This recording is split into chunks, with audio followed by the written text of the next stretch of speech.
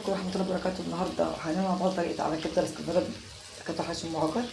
يا رب تعرف حضراتكم هنجيب كبدة من الجزار ونقول له ادينا نص كيلو كبدة أو كيلو بتاع حضرتك المفضل عصافير، يعني نقطعها قطع صغيرة خالص. وبعد كده هنبدأ نجيب طاسة أو حلة على النار ونضيف توم مفروم في السمنة ونضيف معاها الكبدة ونقلبها ونضيف عليها توابل رائعة عبارة عن نص معلقة كمون ومعلقة ملح ونص معلقة بهارات ونص معلقة كزبرة جافة أو ناشفة بتاكل حشو معجر.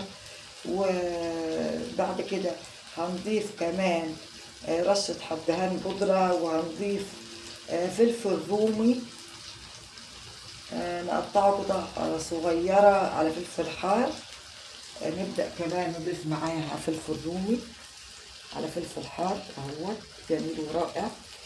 وبعد كده هنضيف لها نص معلقة بابريكا بتخلي شكلها رائع وطعمها كمان في حتة تانية.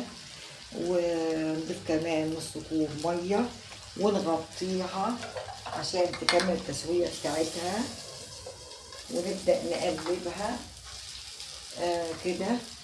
هي جميلة ورائعة وخطيرة، وكمان نص كوب مية هيساعد على التسوية بتاعتها.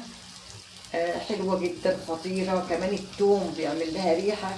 هنقطع معاها كمان قطع ليا بتخليها في حتة تانية وطعمها هايل، جربوها حلوة جدا، وكمان بتخلي ريحتها حلوة جدا. وبكده خلصت حلقة اليوم طريقة عمل كبدة اسكندراني بتكات وحشي معجر. لو عجبتكم وصفة اليوم طريقة عمل كبدة اسكندراني بتكات وحشي معجر بطريقة جديدة ورائعة وسهلة وخطيرة، مش هتاخد منكم 10 دقايق. مش تنسوا تفعلوا زر الجرس عشان توصلكم فيديو جديد، ولايك واشتركوا في قناة أمهات أكلات مصرية. وأشكركم وألتقي بكم في حلقة جديدة وفي حاجة جديدة جميلة زي حلقة اليوم. شكرا، تحياتي لكم، أشكركم، مع السلامة.